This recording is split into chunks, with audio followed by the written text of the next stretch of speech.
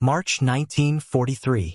Somewhere over the smoking fields of northern France, the air trembled under the roar of a machine the Germans called Der Fliegende Amboss, the Flying Anvil. Its massive frame caught the sunlight like a slab of steel. Below, German troops pointed upward, laughing. "That thing can't turn," one shouted. "It's a flying milk truck." Even Luftwaffe aces flying sleek Focke-Wulf 190s joked that the Americans were sending refrigerators to war. The P-47 Thunderbolt had arrived in Europe, and almost no one believed in it. Not even many American pilots who had to fly it. The early Thunderbolt was a brute. It weighed nearly 8 tons loaded, almost twice the mass of a Spitfire. Its huge Pratt and Whitney R2800 double Wasp engine filled the nose like a furnace, producing a deafening bellow when the turbo supercharger spooled up. On takeoff, the cockpit shook so hard that new pilots thought the plane would shake itself apart. Inside, the pilot sat high behind thick armor glass, looking out over long, stubby wings packed with 8.50 caliber Browning machine guns, 4 in each wing.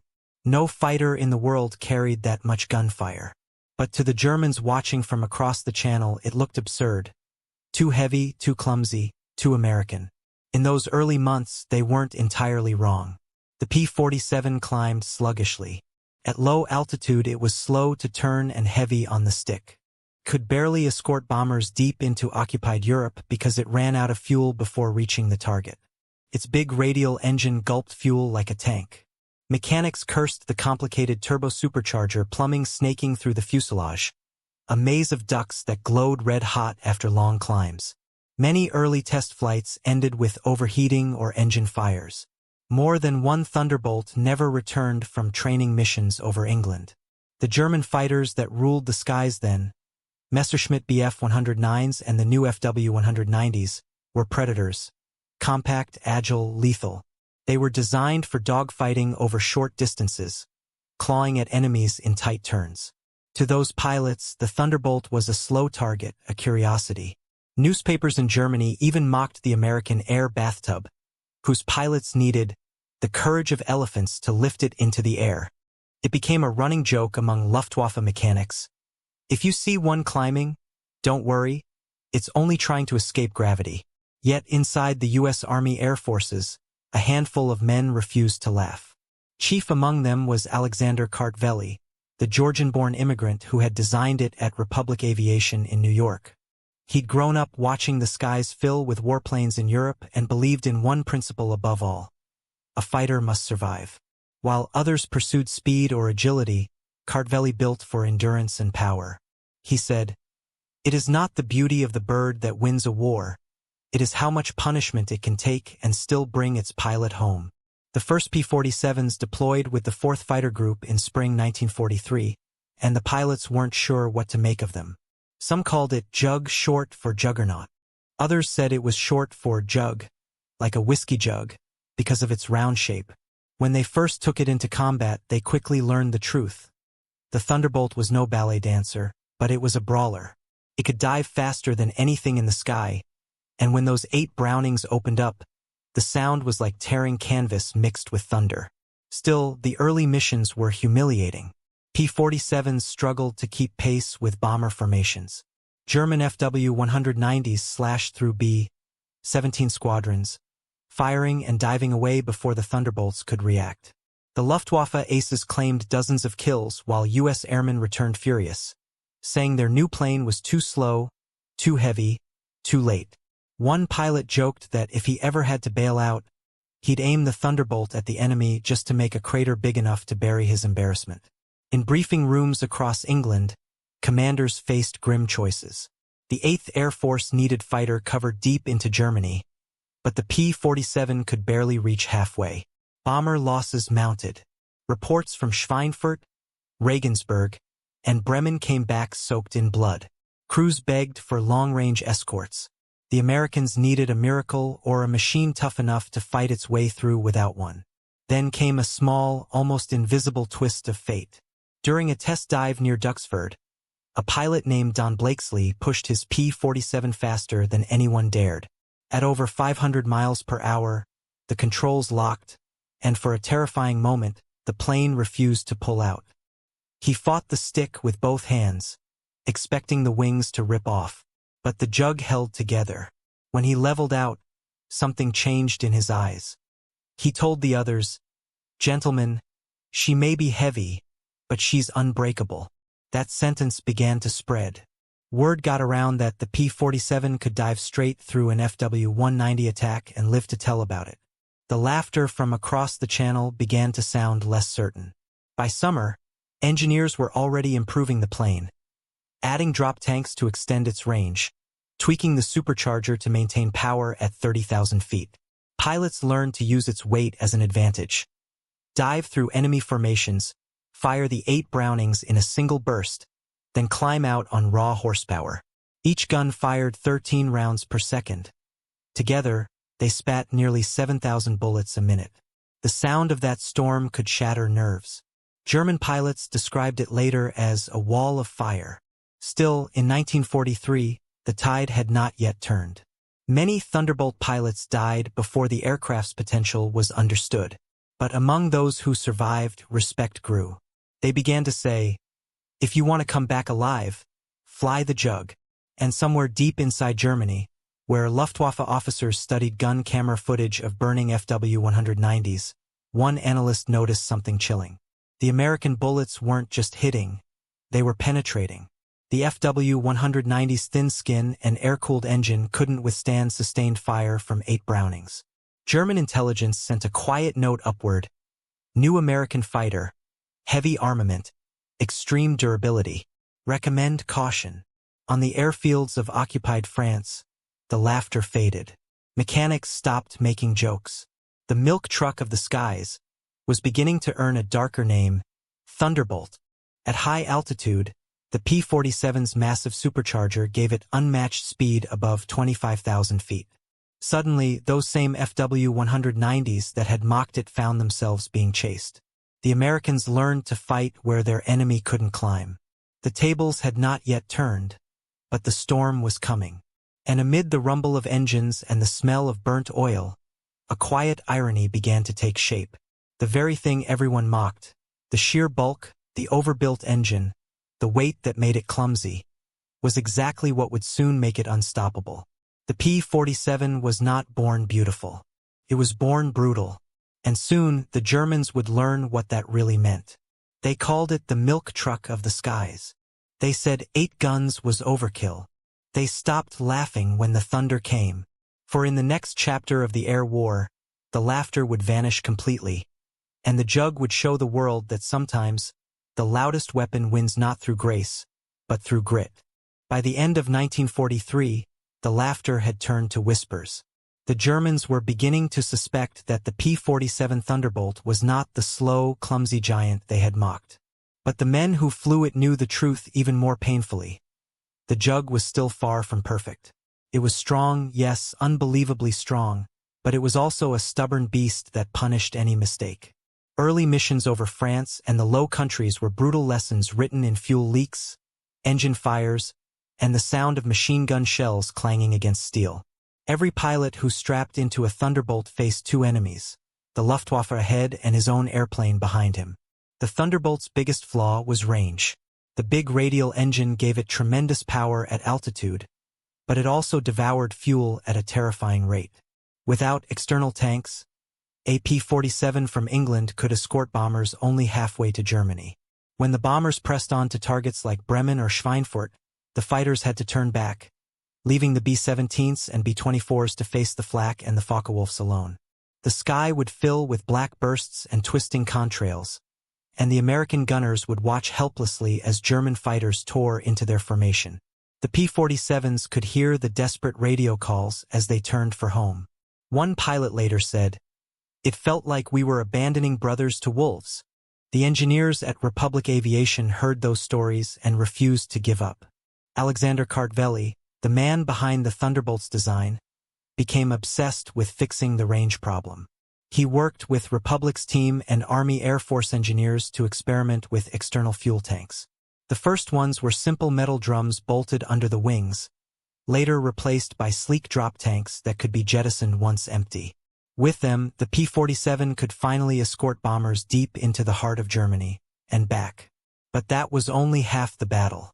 To survive in those deadly skies, the Jug had to fight smarter than the enemy. Pilots began to discover its secret strengths. At high altitude, where the air was thin and engines gasped for oxygen, the P-47's massive turbo-supercharger came alive. It maintained full power above 25,000 feet, something no German fighter could match. The FW-190s and Bf-109s that once danced above the bombers now found themselves struggling to climb, while the Jugs roared past them with roaring turbines and flashing gunfire. Colonel Hubert "Hub" Zemke, commander of the 56 Fighter Group, was among the first to understand what this meant. He drilled his men relentlessly, teaching them to use altitude and dive speed instead of turns. "Don't dogfight a German," he said. "Drop on him from above like a hammer, fire, and climb away before he knows what hit him." His men, known as Zemke's Wolf Pack, turned this doctrine into art. They'd form up high over France, wait for the German interceptors to rise toward the bombers, and then plunge down at 500 miles per hour, guns blazing. 8 Brownings fired together produced a vibration so fierce the wings seemed to tremble, and the recoil slowed the plane by nearly 20 miles per hour. But nothing could withstand that kind of fire. One burst could saw a fighter in half. Still, the learning came at a cost. The P-47's size made it an easy target. If you tried to turn with a 190, you died. Many new pilots, trained on lighter aircraft, forgot that rule only once. The wrecks of Thunderbolts dotted the French countryside, black smoke curling upward like funeral flags. In debriefings, the veterans would warn the replacements, "Don't get fancy. You're flying a hammer, not a rapier." Then came the mission that changed everything. In late 1943, Captain Robert S. Johnson of the 56th took off on a bomber escort run to Rouen. Over France, his formation was bounced by FW-190s. Cannon shells ripped through his fuselage, shattering the canopy and igniting hydraulic fluid. Johnson was hit and nearly blinded by smoke. His plane rolled into a dive. He tried to bail out, but the cockpit jammed shut. He fought the controls and somehow leveled out, the Jug shaking violently. The German ace Hans-Heinrich Sachsenberg spotted the wounded American and moved in for the kill. He emptied his cannons into Johnson's crippled Thunderbolt, 200 rounds at point-blank range. When the smoke cleared, the P-47 was still flying. Johnson waved defiantly. The German ran out of ammunition and peeled away in disbelief. Against every law of physics, Johnson made it back to England with over 200 bullet holes in his aircraft. Mechanics counted 5 cannon shells lodged in the airframe. None had penetrated the armor around the cockpit. That story spread like wildfire. Pilots who had doubted their machine suddenly believed they were flying a miracle. The Jug was no longer the flying milk truck. It was the flying tank. German pilots began to complain in their reports. The new American fighter cannot be brought down with ordinary weapons. The Luftwaffe's dominance was beginning to erode. Meanwhile, the engineers continued to refine the beast. They added paddle blade propellers to harness more of the R-2800's power. They rerouted cooling ducts to prevent overheating in long climbs. Each improvement turned the Jug from a problem child into a predator. Could now outdive, outshoot, and, at high altitudes, outrun almost anything. The U.S. command took notice. By early 1944, Thunderbolt groups were retasked not just as escorts but as attack aircraft.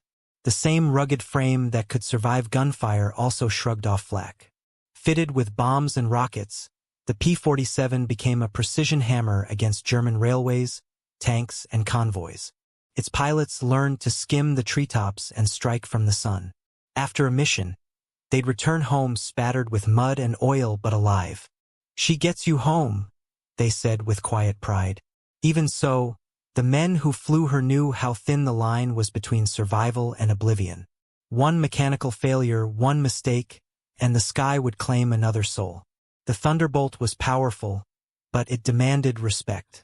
You had to learn its moods, the way the engine hesitated before full throttle, the heavy feel of the control stick, the long seconds it took to climb. Pilots developed rituals before flight, tapping the armored glass or whispering to the engine, as if speaking to a wild animal. Every squadron had its ghosts, One day, the 56th lost a pilot named Red McCullum when his engine quit over the channel. His wingmen circled helplessly, watching the silver jug disappear into the waves. The next morning, the men flew their mission anyway. They did it because the war didn't stop, because they trusted the machine to protect them even when it sometimes didn't. By early 1944, the balance of the air war was shifting. German resources were dwindling, fuel was scarce, and Allied production was surging. The P-47, once the underdog, was now rolling off American assembly lines faster than the Germans could shoot them down. Over 15,000 would eventually be built. Each new model came out a little tougher, a little faster, a little deadlier. The transformation was complete. The Thunderbolt had gone from a joke to a juggernaut. Yet its story wasn't just about machinery, it was about the men who refused to quit. They learned through failure, through loss, through sheer will. Every improvement was written in blood and metal. And as winter turned to spring, the Allied commanders prepared for something greater, the invasion of Europe itself. The P-47s would soon have a new role, clearing the skies for D-Day. But that was still ahead. For now, the Jug had proven its worth. The plane that could barely reach France was now cutting deep into Germany, escorted by its own legend. The question that remained was simple and terrifying. If the Thunderbolt was this deadly now, what would happen when thousands of them filled the sky at once? The answer would come soon, and when it did, even the proudest Luftwaffe ace would remember the thunder that followed the laughter. By the spring of 1944, the skies over Europe had changed their sound. What once echoed with the sharp whine of German engines now rumbled with a deeper, heavier thunder. It was the sound of thousands of Pratt and Whitney R-2800s churning through cold air. The sound of the P-47 Thunderbolt coming into its prime. The plane that had once been mocked as overweight and overbuilt was now the spearhead of Allied air power. Every German soldier who looked up at that massive silhouette knew what was coming. The scream of diving metal and the roar of 8.50 caliber guns spitting fire. The hunters had become the hunted. The transformation didn't happen overnight. It was earned in the smoke and chaos of 100 missions. Pilots learned to use the Jug's size and weight as a weapon. They no longer tried to match the nimble Focke-Wulfs in graceful turns. Instead, they attacked with brutal precision. The Thunderbolt would climb high above the clouds, then dive like a falling anvil. Gravity and horsepower fused into one. At 500 miles per hour, the airframe howled, the wings shuddered, and the pilot's vision blurred from the vibration. When the target filled his gun sight, he squeezed the trigger, and the sky exploded. 8 Brownings firing at once produced a staggering wall of lead. Each .50 caliber round weighed nearly 2 ounces and struck with the force of a sledgehammer. Multiply that by 7,000 rounds per minute, and the result was apocalyptic. German pilots who once mocked the Thunderbolt began to describe its gunfire in fearful terms. It was like flying into a solid line of light. One FW-190 survivor said, "You didn't dodge it. You prayed it missed." The Luftwaffe, once masters of the air, found themselves outmatched. The Thunderbolt's armor shrugged off 20mm cannon hits that would tear a Spitfire in half. Its big radial engine could take bullets and still keep turning. Pilots reported landing with cylinders blown out, oil pressure gone, wings shredded, and yet the Jug kept them alive. "If you wanted to come home," one veteran said, "you wanted to come home in a P-47. The stats told their own story.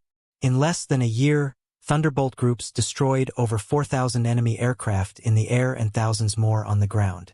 Their kill ratio climbed higher with every mission, nearly 5-1 against German fighters.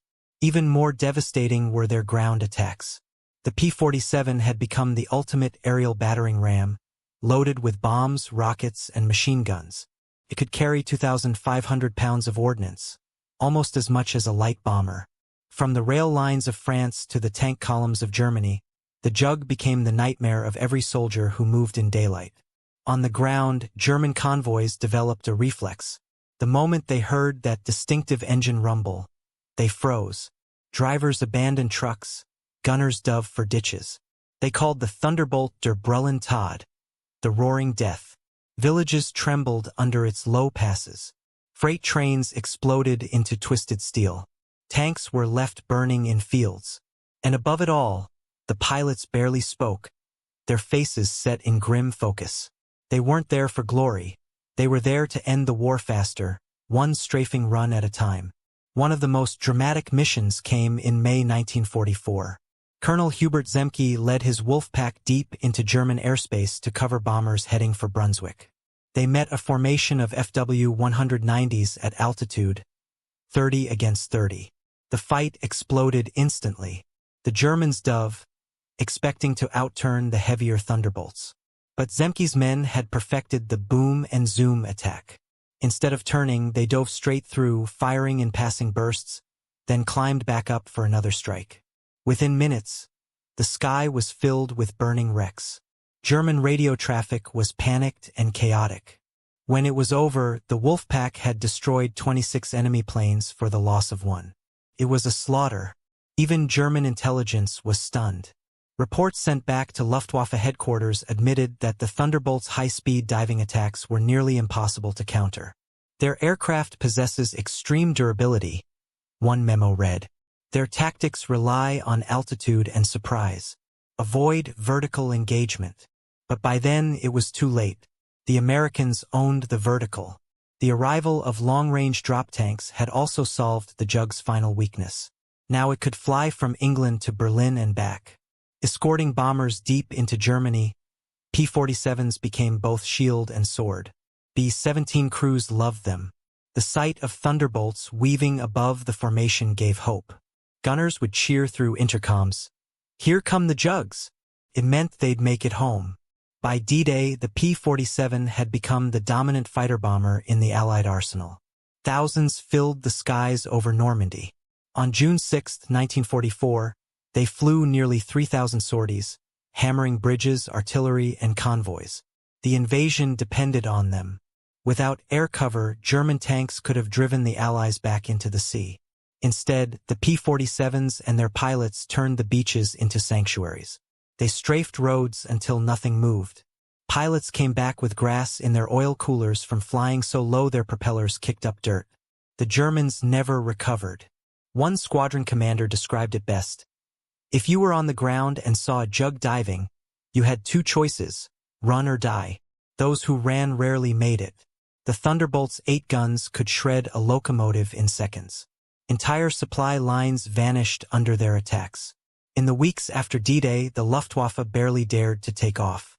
The once proud FW-190, designed as the hunter, was now the prey. The statistics from that summer are staggering. Between June and August 1944, Thunderbolt pilots destroyed more than 8,000 enemy vehicles, 9,000 railway cars, and 86,000 tons of supplies. They turned the German retreat from Normandy into a rout. Eisenhower later said that Allied air power, especially the P-47, was the single greatest factor in breaking German resistance. And yet, amid all the triumph, there was still awe. Pilots would climb from their battered cockpits and stare at the holes in their wings, the shredded metal around them. They'd pat the fuselage and whisper thanks. The Jug had once again brought them home. The relationship between man and machine had become almost spiritual. One pilot called his plane the closest thing to immortality a man can touch. Even the enemy began to respect it. German ace Adolf Galland, who had once mocked American fighters, later admitted, "The Thunderbolt was a formidable machine. Its firepower and strength made it more than a match for our best." Coming from one of the Luftwaffe's top commanders, that was no small confession. But the Thunderbolt's reign also carried irony. Just as it achieved dominance, a new fighter appeared, the P-51 Mustang. Sleeker, faster, and longer-ranged, the Mustang began to take over escort duties. The Thunderbolt was gradually reassigned to ground attack. Many pilots felt a sting of pride watching the new star rise.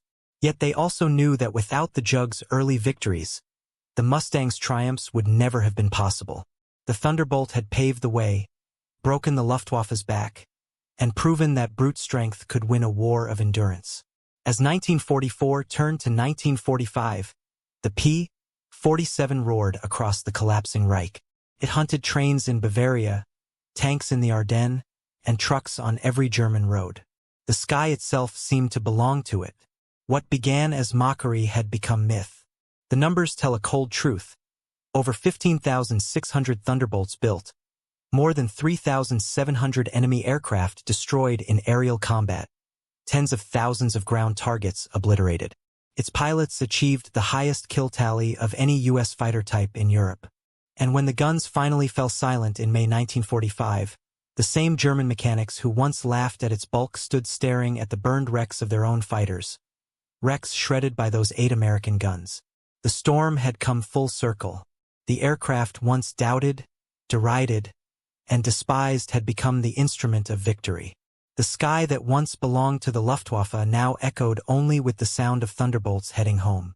The world had learned the hard way that sometimes the ugliest machine is the most beautiful when it wins. The laughter had long since died, and only the thunder remained.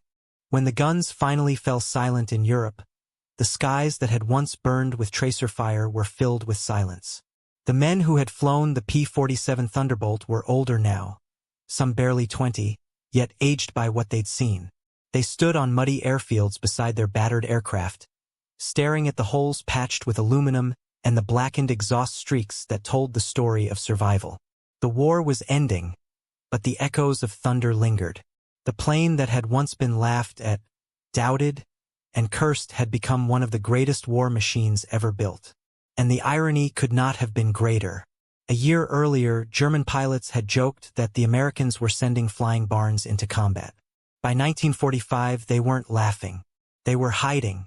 Across France, Belgium, and Germany, the very sight, or even the sound, of a Thunderbolt's engine could scatter troops and halt entire convoys. What had begun as mockery had become terror. And yet, for the Americans who flew it, the feeling wasn't triumph, it was respect. They knew what it had cost to earn that reputation. Each victory had come with loss. The P-47 may have been nearly indestructible, but its pilots were not. They flew through anti-aircraft fire so thick it looked like black clouds blooming from the earth. They strafed convoys so low that shrapnel tore through their wings. Many never made it back. Those who did carried the sound of the engine in their dreams, the rhythmic growl that meant life.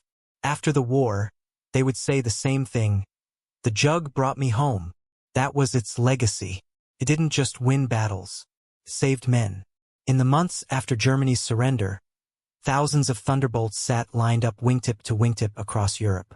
Some were shipped home, others scrapped where they stood. A few went to new air forces in France, Brazil, and the Soviet Union. The United States, eager to modernize, moved on quickly to newer, faster aircraft. Jet engines were the future. The days of the big radial prop fighter were ending. The mighty P-47, once the king of the sky, was quietly retired from frontline service. But the veterans never forgot. They knew what it had done. They remembered how it turned the tide when the war seemed endless. They remembered the missions over the Ardennes when weather and flak threatened to ground them. Yet they flew anyway. In the Battle of the Bulge, the Jug became the hammer that crushed the German counterattack. With the ground frozen and Allied troops under siege, the P-47s braved snow and fog to attack German armor. Pilots came back covered in frost, their engines barely running, but their strikes stopped entire divisions. General George S. Patton himself said, "The fighter bomber, especially the P-47, is the reason we won the Battle of the Bulge." Those words became gospel among airmen. Looking back, even engineers admitted the Thunderbolt was a machine born of necessity and stubbornness. Alexander Kartveli, its creator, later said he was proud not because it was beautiful, but because it worked. "We built it to survive the impossible," he said. And it did. That simple truth carried weight. In an age when aircraft were judged by elegance or speed, the Thunderbolt proved that survival, reliability, and overwhelming firepower could be just as decisive. It embodied a distinctly American kind of warfare, industrial, relentless, practical, and brutal when it had to be. The post-war years saw other legends rise, the P-51 Mustang, the jet-powered F-86 Sabre, even the early bombers that would dominate the Cold War. But for those who had flown the Jug, nothing compared. They told stories at reunions and air shows, describing how it felt to dive through flak, to see an FW, P-190 explode in front of them, to limp home with oil spraying the canopy and still land in one piece. One pilot recalled crash landing with no hydraulics, no radio, and one wheel left on the landing gear. He stepped out, kissed the wing and said, "You did your job, old girl." The mechanics kept that dented panel as a souvenir. Time softened the memories, but the legend only grew. Historians later called the P-47 the most successful fighter bomber of the Second World War. It destroyed more ground targets than any other Allied fighter. In aerial combat, it ranked among the deadliest, with kill ratios rivaling even the Mustang. And though it was eventually overshadowed in fame, those who understood the numbers knew the truth. The Thunderbolt broke the Luftwaffe. By 1945, the once feared German Air Force was a shadow of itself, its pilots exhausted, its aircraft burning on the runways. The Jug had done its job so well that, by the time newer fighters arrived, there was little left to fight. But there was something deeper than numbers in its legacy.